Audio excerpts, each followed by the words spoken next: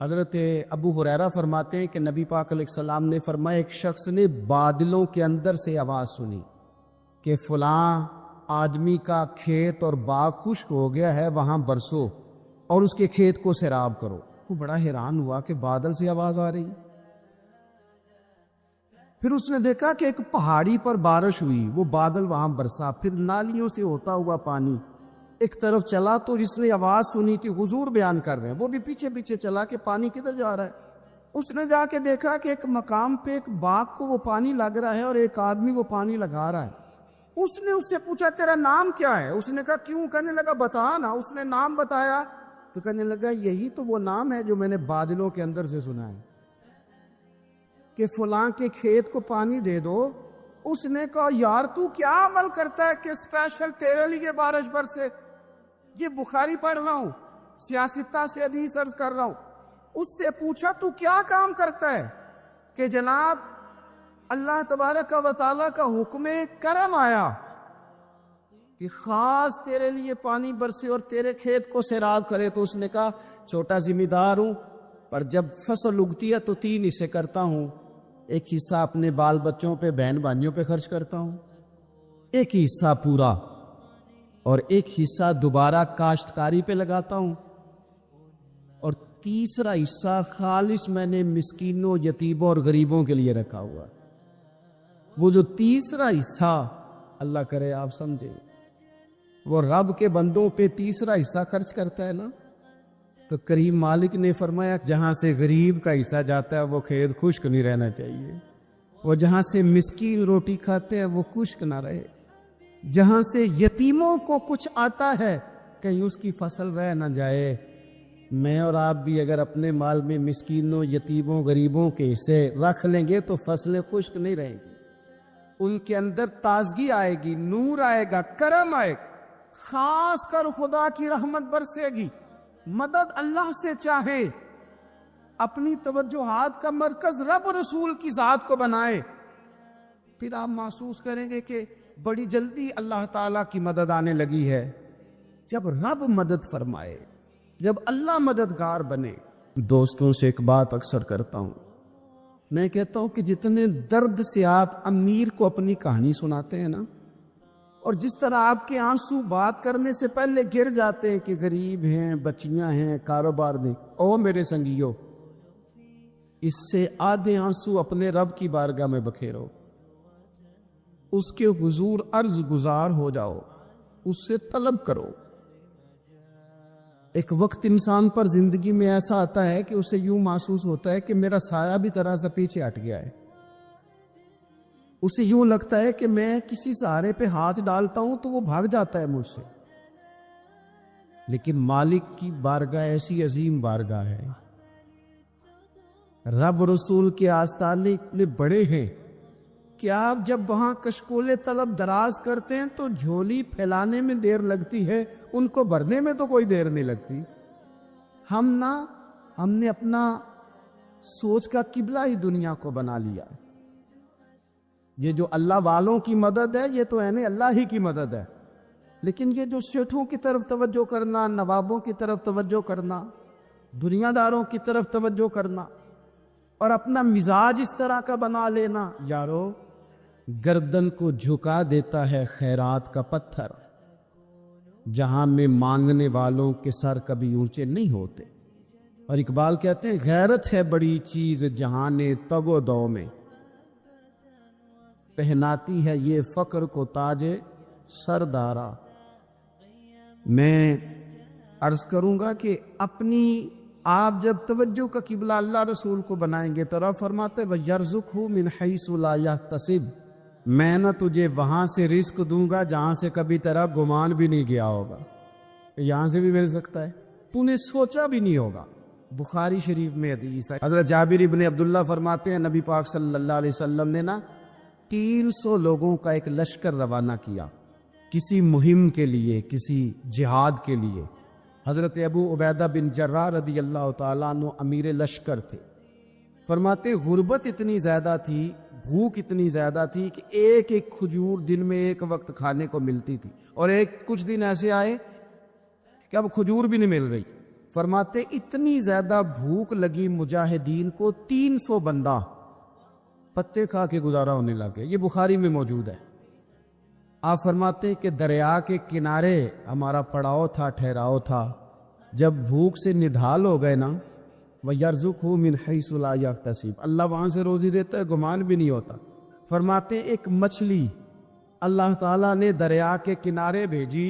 فرماتے ہیں وہ تھی تو مچھلی پر پہاڑ جتنی تھی.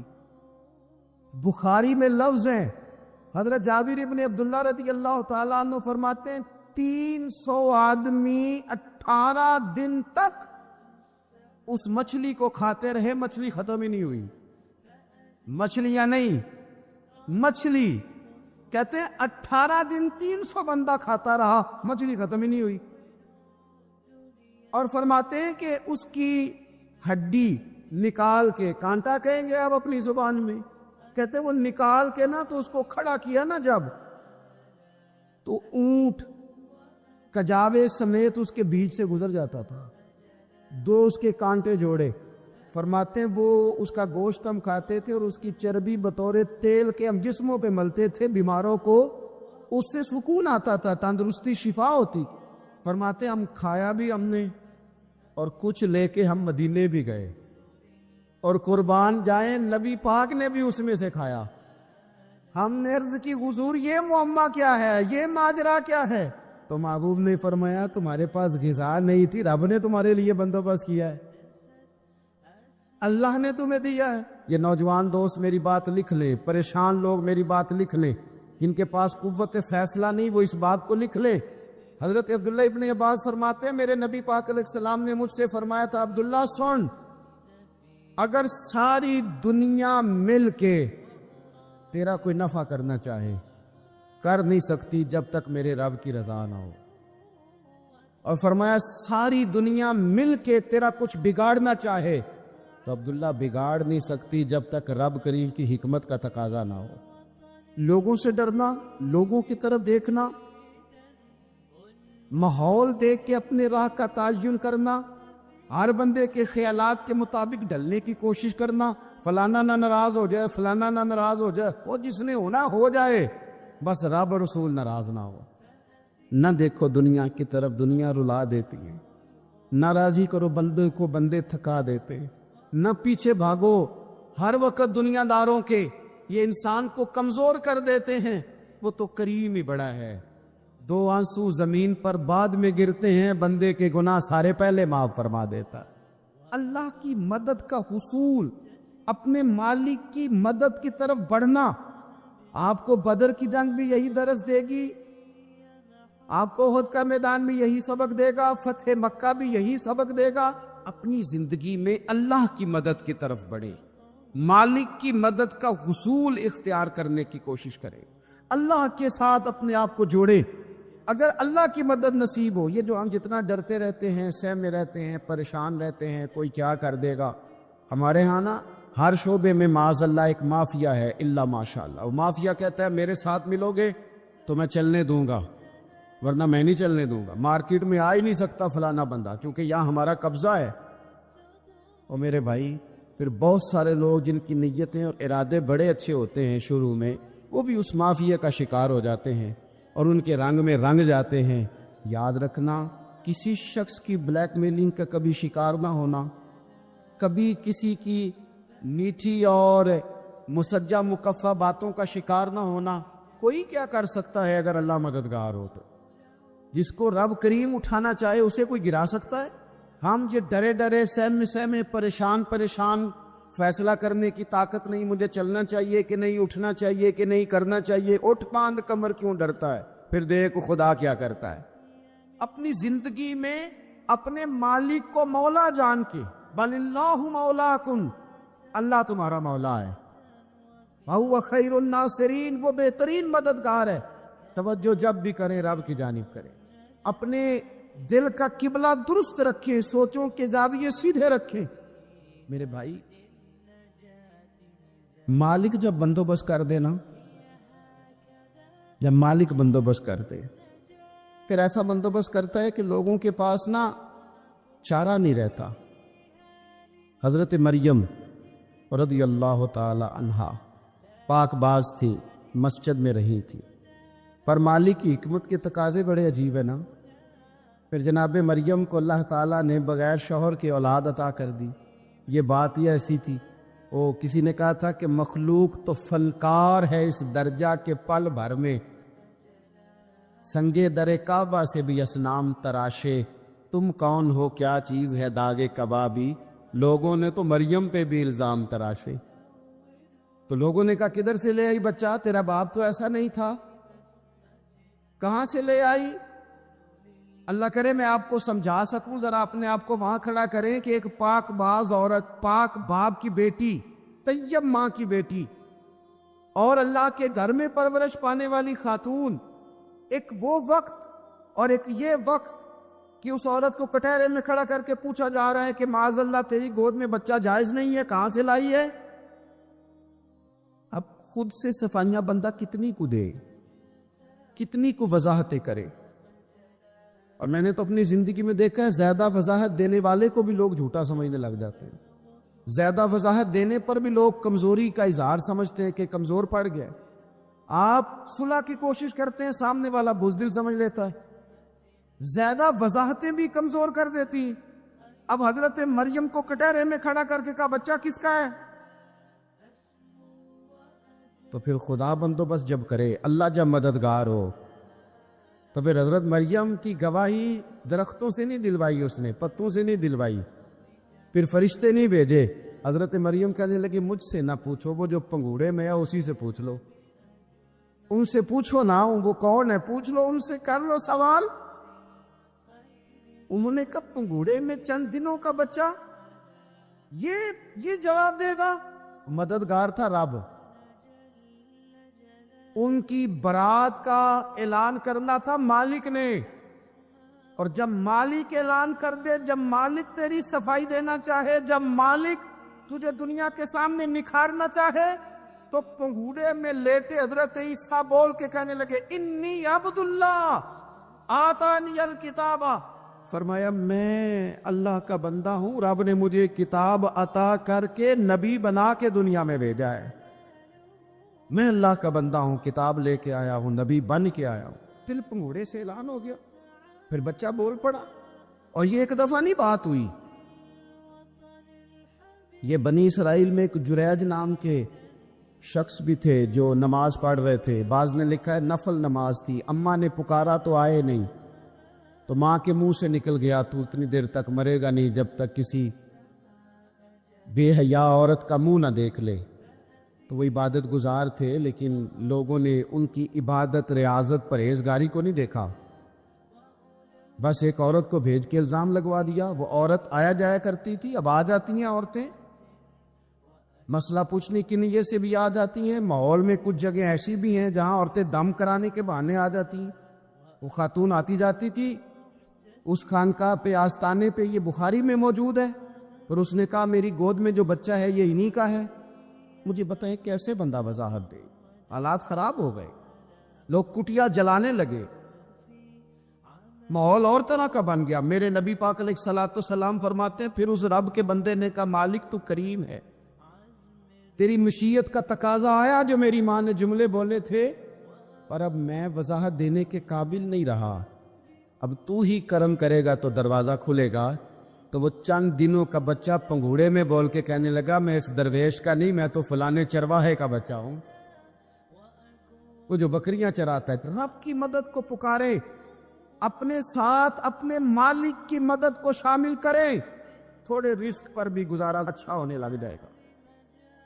سارے لوگ آپ کو گرانے کی تدبیریں کر رہے ہوں گے اور مالک آپ کو عزتیں عطا فرما دے گا، اس کی بارگاہ سے حکمت کا تقاضا اور ہو جائے گا۔ ہم نے ساری زندگی لوگوں کو راضی کرنے میں گزار دی، ساری زندگی بڑھاپا آ گیا بچوں کو پالتے، اور بچوں نے آخری عمر میں کہہ دیا ابا اگر کوئی ڈھب کا کام کر لیتے تو آج ہمارے دن بھی پھر نہ جاتے۔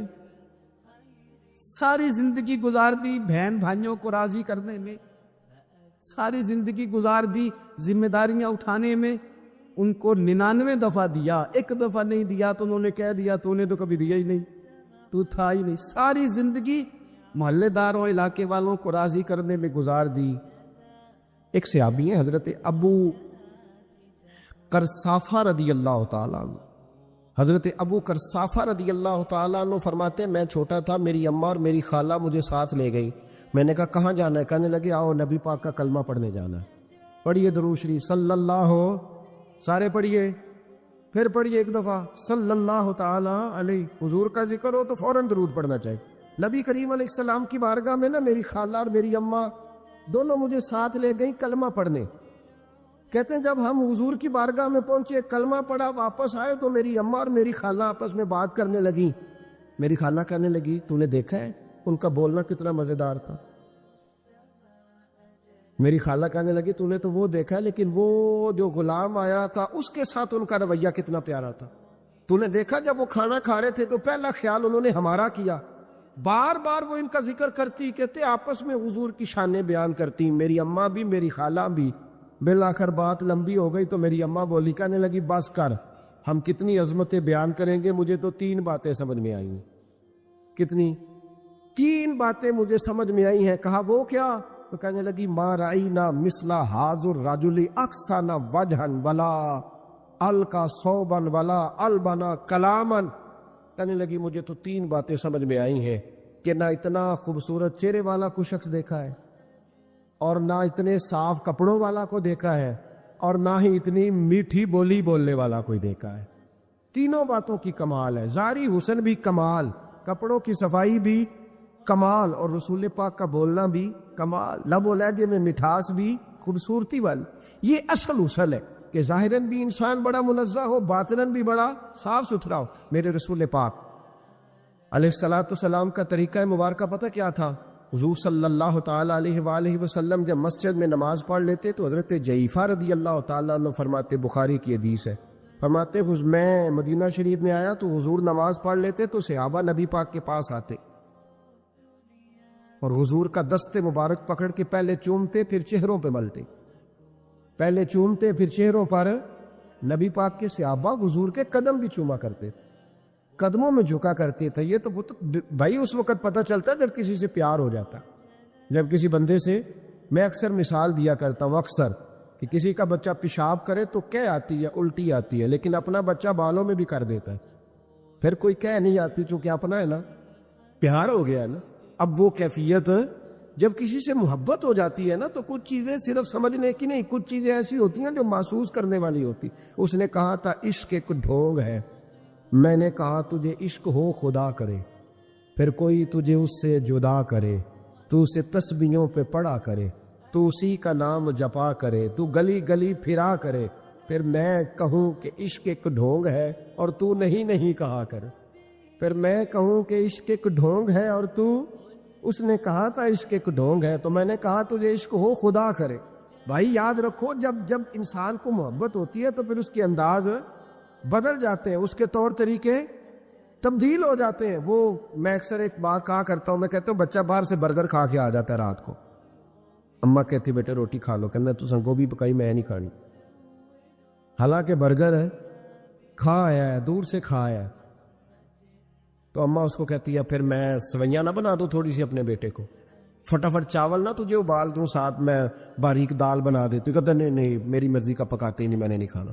ایسے اب ابا جو ہے نا، ابا وہ اماں کو سمجھا رہا، کہتا چھڈ پر بھوک لگے گی تو آپ ہی کھا لے گا، تو نہ ایڈی ٹینشن ہے، ایمی پہ تینوں ستاندہ ہے. اماں کیا کہتی ہے؟ کہتی نہیں مجھے نیند نہیں آ رہی، یہ کھائے گا تو سکون آئے گا. اب اس کو آپ لاکھوں دلیلیں دے کہ سیاڑا بیان ہے، بچہ نہیں ہے، 22 سال کا ہے، 24 سال کا، چھوڑ تو کیا کر رہی ہے. لیکن اماں کو کوئی سمجھا سکتا؟ کیوں نہیں سمجھا سکتا؟ کہ اسے اپنے بیٹے سے پیار بڑھا. وہ کیا کرے، وہ مجبور ہے. اس کے دل کی کیفیت اس طرح کی ہے کہ کوئی دنیا کی طاقت اسے سمجھا سکتی، سوال ہی نہیں پیدا ہوتا کوئی اسے سمجھا سکے. یہ ممکن کیسے ہو، کیسے سکتا ہے؟ یہ محبت ہے. میرے رسول پاک علیہ السلام کے صحابی حضرت جعفہ فرماتے میں حضور کی بارگاہ میں آیا تو صحابہ کیا کرتے؟ نبی پاک کا دست مبارک پکڑتے، پہلے چومتے پھر چہرے پہ ملتے. بخاری ہے. فرماتے میں نے کہا یہ کیا کر رہے ہیں؟ پھر اچانک میرا بھی دل کیا ذرا کر کے تو دیکھو، کچھ چیزیں چکھنے پہ پتہ لگتا ہے کتنی مزیدار ہے. کہتے میں بھی قریب گیا، حضور کے دست مبارک میں نے ہاتھ ڈالا. فرماتے ہاتھ پکڑا ہی تھا کہ نبی پاک کا ہاتھ برف سے بھی زیادہ ٹھنڈا. فرماتے ہیں پھر میں نے پکڑ کے چہرے پہ ملا تو کستوری سے زیادہ خوشبو آ رہی تھی دست مبارک۔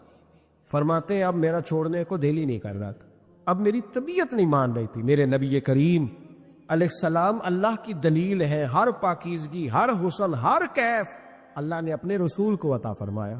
دنیا کی جتنی غلاظتیں تھیں جب کوئی حضور کے قریب جاتا تھا تو ساری غلاظتیں دور ہو جاتی۔ کما ارسلنا فیکم رسولا منکم یتلو علیکم آیاتنا ویزکیکم، اللہ فرماتے ہیں میرے محبوب تم پر میری آیتیں پڑھیں گے اور تمہیں پاک فرما دے گے، تمہاری ساری ناپاکیاں نبی پاک دور کر دے، ہر غلاظت تم سے دور ہٹ جائے۔ ایک صحابی ہے حضرت شیبہ بن عثمان رضی اللہ تعالی عنہ، وہ کہتے ہیں میرے والد کو اور میرے چچا کو مسلمانوں نے احد میں قتل کر دیا تھا، میرے دل میں بڑا غصہ تھا، بڑا جلال تھا کہ کبھی مجھے موقع ملے تو میں بدلہ لوں گا۔ کہتے فتح مکہ کے بعد نبی پاک علیہ السلام حوازن کی جنگ کے لیے نکلے، مجھے پتہ چلا حضور جا رہے ہیں تو میرے اندر شعلے بھڑک رہے تھے انتقام کے۔ روز میں منصوبہ بندی کرتا، پلاننگ کرتا کہ کسی طریقے سے میں ان تک پہنچوں گا اور بدلہ لوں گا۔ کہتے نبی کریم علیہ السلام نہ حوازن کے لیے پہنچ چکے تھے، فرماتے میں بھی جنگ میں جا کے شریک ہو گیا اور میں نے طریقہ اس طرح کا اختیار کیا کہ کسی طریقے میں حضور تک پہنچ جاؤں۔ سمجھ آ رہی ہے میری بات کی؟ نبی کریم علیہ السلام تک کسی طریقے پہنچ جاؤں۔ فرماتے لڑتے لڑتے، لڑائی کے دو طریقے ہوتے تھے، کبھی تو ایسے ہوتا تھا کہ ایک دو آدمی مل کے آپس میں لڑتے تھے، پھر گمسان کا رن پڑتا تھا، گھمبیر ہو جاتی تھی جنگ، سمجھ نہیں آتی تھی تیر کہاں سے آیا، نیزہ کہاں سے آیا۔ فرماتے جب گمسان کا رن پڑا نا، مجھے موقع مل گیا، میں حضور کے قریب پہنچ گیا۔ حضرت شیبہ بن عثمان رضی اللہ تعالیٰ عنہ کہتے جب میں پہنچ گیا تو میں نے نا دیکھا کہ اب حضور کے قریب لوگ نہیں ہیں۔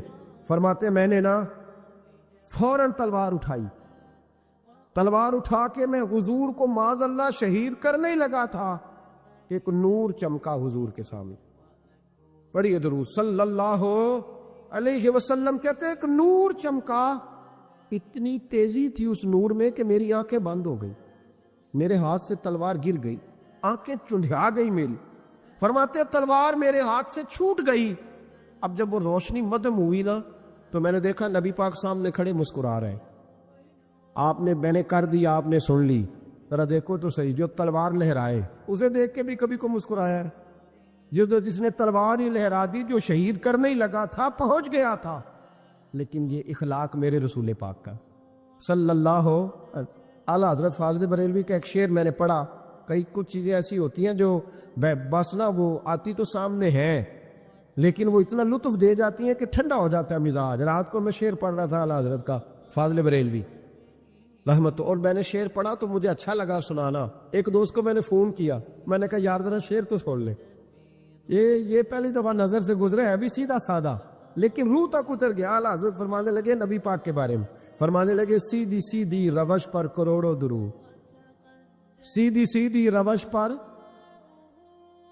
بالکل سیدھی ہے حضور کی باتیں، کسی پیچیدگی کی ضرورت نہیں۔ کہنے لگے سیدھی سیدھی روش پر کروڑوں درود، سادی سادی طبیعت پہ لاکھوں سلام، سادی سادی طبیعت پہ سیدھی سیدھی روش پر کروڑوں درود اور سادی سادی طبیعت پہ لاکھوں سلام۔ میرے نبی کریم صلی اللہ علیہ وسلم مجھے دیکھ کے مسکرائے اور فرمایا جب حضور مسکرائے نا تو میں نبی کریم علیہ السلام کو دیکھ کے حیران ہوا کہ میں نے تلوار تانی تھی اور حضور نے مسکرانا شروع کیا۔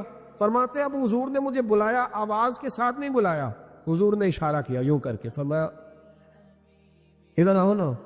فرماتے مجھے اب یہ بھی سمجھ نہیں آئی کہ کس نے مجھے اٹھا کے حضور کے قریب کر دیا۔ فرماتے میں نبی کریم کے قریب گیا تو حضور نے میرے دل پر 3 تھپکیاں دی، ایک تھپڑ ہوتا ہے ایک تھپکی ہوتی، پتہ ہے نا فرق کا؟ ایک تھپڑ کو مارے تو جلال آتا ہے اور تھپکی دے تو پیار آتا۔ کہتے حضور نے 3 تھپکیاں دی اور دی بھی میرے دل پر، ایک پھر 2 پھر 3۔ کہتے پہلی تھپکی دی تو میرے اندر سے کفر نکل گیا، دوسری تھپکی دی تو میرے اندر ایمان داخل ہو گیا، اور تیسری تھپکی جب نبی پاک علیہ السلام نے دی تو مجھے ہر چیز سے بڑھ کر رسول اللہ سے پیار ہو گیا، محبت ہو گئی نبی کریم سے۔ آپ فرماتے اب حضور نے نا فوراً میرے ہاتھ میں تلوار تھمائی، فرمایا پہلے تو ہمارے خلاف لڑ رہا تھا، تلوار پکڑ، اب ہماری طرف سے لڑ۔ تلوار پکڑو لڑ. آپ فرماتے ہیں میں اتنا لڑا کہ جو حضور کا دشمن سامنے آتا میں گلا کاٹ دیتا, جو آتا میں اس کے ٹکڑے کر دیتا. فرماتے ہیں پہلے میں باپ کا بدلہ لینے آیا تھا, اور اب میرا یہ حال ہے کہ اگر میرا باپ بھی سامنے آئے گا تو میں اس کا بھی گلا کاٹ دوں گا, لیکن حضور کے قریب کسی کو جانے نہیں دوں گا. حضرت شیبہ بن عثمان کہتے ہیں جنگ ختم ہو گئی, حضور خیمے میں گئے, میں بھی گیا. اب نبی پاک لوگوں سے باتیں کر رہے ہیں, حضور لوگوں سے باتیں کر رہے ہیں. میں ایک کونے میں بیٹھا سوچ رہا ہوں کہ میں تو بدلہ لینے آیا تھا, یہ میرے ساتھ ہوا کیا؟ حضور لوگوں سے باتیں کرتے جا رہے ہیں, میں سوچتا جا رہا ہوں کہ میں تو انتقام لینے آیا, یہ کیا معاملہ ہوا؟ کہتے ہیں محبوب نے اچانک میری طرف نظر اٹھائی اور فرمانے لگے شیبہ ایک ارادہ تو نے کیا تھا جو غلط تھا, اور ایک ارادہ میرے رب نے کیا ہے اور تیرے اوپر فضل فرما دیا ہے. فرماتے ہیں حضور نے اب مجھ سے فرمایا کوئی خواہش ہو تو بتاؤ, مانگ لو کچھ مانگنا ہے تو. میں نے عرض کی یا رسول اللہ میری بخشش کی دعا کر دو, بڑا میرا خوفناک ماضی ہے, میں اسلام کا بڑا دشمن رہا ہوں. حضور دعا کر دے, یاد ماضی عذاب ہے یا رب, چھین لے مجھ سے حافظہ میرا. یا رسول اللہ بڑے گناہ ہیں میرے, دعا کر دے. کہتے میں نے دعا کے لیے کہا اور حضور پھر دوسرے لوگوں سے باتیں کرنے لگ گئے, کبھی اس سے کبھی اس سے کبھی اس سے. میں سوچنے لگا کہ میری بات کا کوئی جواب ہی نہیں آیا. جب 2-3 بار میں نے سوچا تو میرے کریم نے پھر توجہ میری جانب کی اور فرمایا تو نے بخشش کی دعا کا کہا تھا, میں نے سن لیا ہے, رب کریم نے تیری بخشش فرما دی ہے, اللہ نے تجھے بخش دیا ہے, تیری خطائیں رب کریم نے معاف کر دی.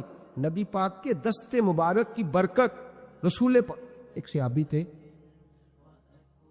حضرت فرقد ان کا نام تھا رضی اللہ تعالی.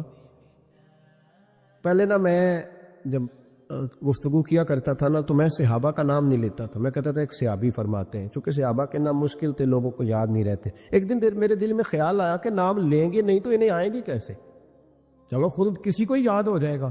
مجھے اچھا لگا, پچھلی دفعہ میں نے حضرت سعد بن ناجیہ کا نام لیا تو مجھ سے میرے دوستوں نے کہا ذرا لکھ کے دے کیا نام تھا. مجھے خوشی ہوئی کہ یار اگر یہ لفظ کہے جائیں گے تو لوگوں کو دلچسپی ہوگی. حضرت فرقد ایک صحابی تھے, اور یہ وہ صحابی ہیں جنہوں نے حضرت عمر کے زمانے میں موصل کا علاقہ فتح کیا تھا. بڑے دلیر تھے, ان کی 4 بیویاں تھیں. وہ کہتے ہیں جب بھی یہ گھر میں آتے تو خوشبو اتنی اعلیٰ لگا کے آتے کہ ہم حیران ہو جاتی. عورتیں زیادہ تیاری کرتی ہیں نا مردوں سے کہ نہیں, کہ آج کل مرد زیادہ کرتے ہیں. چلو میں دس چھوڑو, میں اپنی اصلاح کرنا, تسی دوواں گلاں تے انجن کیتا ہے, اب پتہ نہیں سچ کیا ہے, کون زیادہ تیاری کرتا ہے. چلو بیٹھے جو مرد نے, ویسے میرے پاس جو اخباری تراشے ہیں ان میں یہ لکھا ہے کہ آج کل مردوں کے میک اپ پہ زیادہ خرچ آنے لگا. یہ تحقیقی رپورٹ ہے, اور پاکستان میں سب سے زیادہ جو اخراجات ہے وہ میک اپ کے سامان کے ہیں.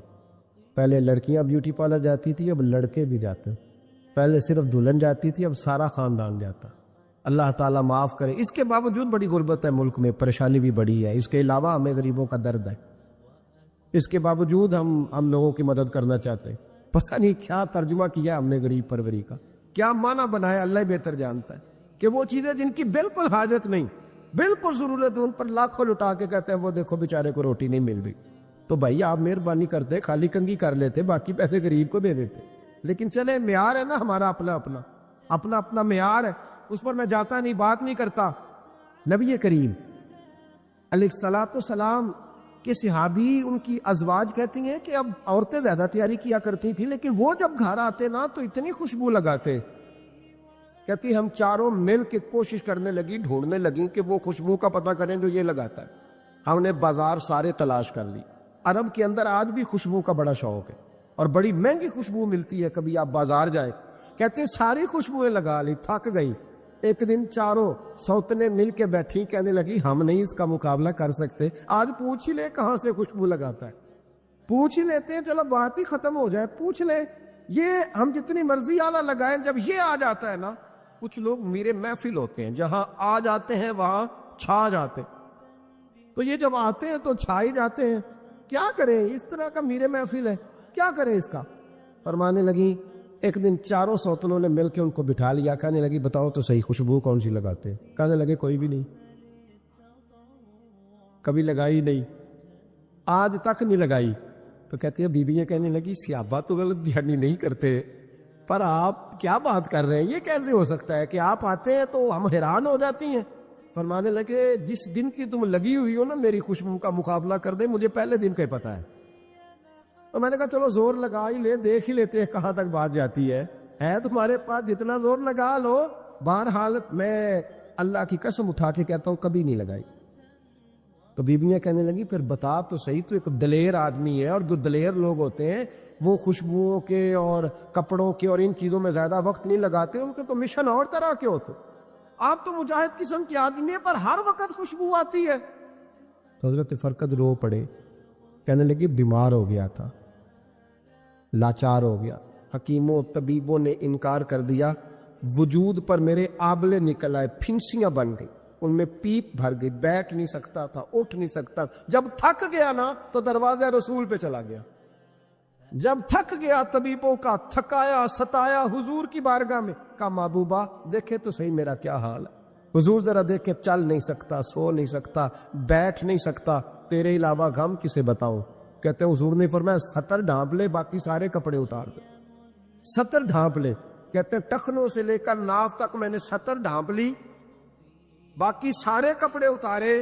حضور کیا کریں گے؟ فرماتے ہیں نبی پاک نے دست مبارک اٹھایا، برف سے ٹھنڈا، کستوری سے زیادہ مہکنے والا، فرماتے ہیں پورے وجود پر میرے حضور نے دست مبارک ایک دفعہ لگا دیا، اب جدھر جدھر سے گزرتا ہوں ساری دنیا خوشبو سے بھر جاتی۔